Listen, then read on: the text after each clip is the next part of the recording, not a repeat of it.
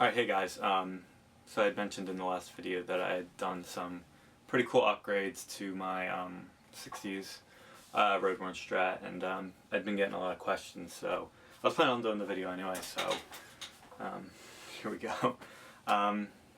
So I did trade the 50's Road Worn Strat for the Les Paul.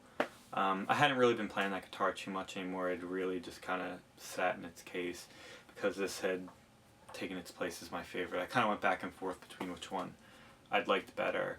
I always knew I liked Rosewood better, but that was just a really nice sounding and playing guitar. But then when I did the few upgrades I did to this guitar, it really just kind of took it to a different level.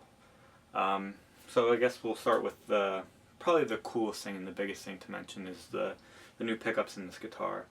I've had a whole bunch of different pickups in here. I had the Tex-Mex that came in the guitar, then I put the custom shop 69s in here for a while. Then I had purchased a pair of bare knuckle Irish Tour pickups, which are kind of like the Roy Gallagher kind of things. They're actually really close to Texas Specials in my opinion. They're really high, but they're really nice sounding too. I really enjoyed those pickups. Then I had one other pair, I can't remember, I think they were Lollards. But anyway, a friend of mine had bought a Jonh Cruz Masterbuilt Strat, and like in the world of Fender, there's like different levels. There's like the American Standard, then the American Deluxe, then the vintage reissues, then you have the custom shop. But the highest level of Fender is what they call like the Masterbuilt. That's guys like Jonh Cruz, John English. Basically, they're guys who basically take the best parts of Fender and build them together, and they're like the ridiculously high-priced ones. They're almost always relic, and they have a little custom shop V in the back, then they sign the back of the headstock, and they're always like ungodly expensive. So my friend had gotten a Jonh Cruz one, and Jonh Cruz has built Strats for like John Mayer, and I think he had like a hand in the Clapton Blackie remake, or I'm not sure, don't quote me on that.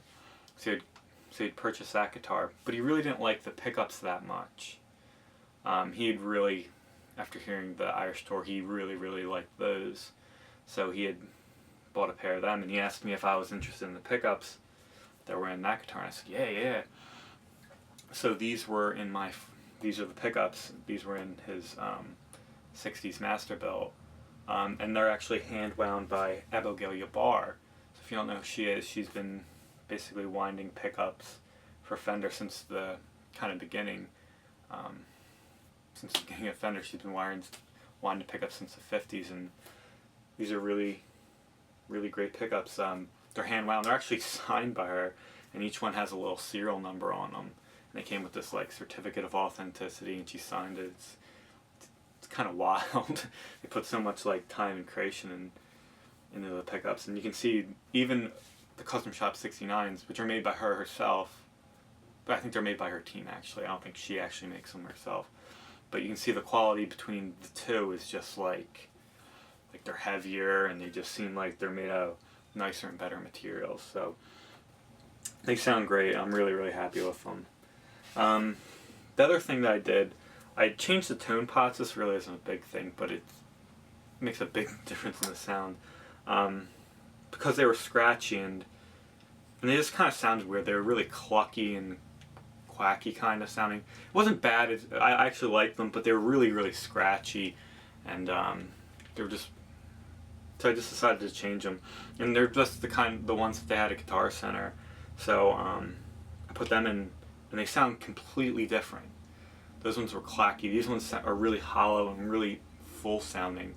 I like these, weirdly enough. I didn't think they were going to make a difference, but apparently they do. I also set up the bridge properly finally. So not only can you go down, but you can go up. So that's pretty cool. And then something that I did by accident, I dropped the guitar right here and it broke the nut. I thought you could just glue it together, but no. So I had ordered from Music Friends a bone nut, and I had my friend, who's a guitar luthier, set it up for me, and don't think it makes a big difference, but some people swear by it. My from Masterbuilt has a bone nut and bridge saddle, so some people swear that it makes a huge difference, but I haven't really noticed. But the pickups and the tone controls, you could just, oh, and one other thing that I forgot to mention, I've done this on all my Stratocasters, but adding tone to the bridge, kind of like a must, I think. And it's really easy. People always ask me how you do it. Basically, when you take the pickup cover off, there are 4 terminals on the selector switch, and this one, and this one all have something wired to them. Basically, just take a tiny little piece of like wire, and you just solder these two together. You just connect it like that, and that will take this tone control. It will not only affect the middle pickup, it'll affect the bridge. So that's a cool kind of thing. Alright, so that's the 60's Road Worn and the cool little upgrades that I've done. Sorry for the amount of talking. I realize that there's more talking than actually playing, so sorry if this one was boring, but I felt I kind of needed to talk through this stuff, and of course I'll be posting more videos shortly with this, so you'll be able to hear all the different pickups and stuff in later videos and stuff. So thanks for watching, guys, and as always, take care.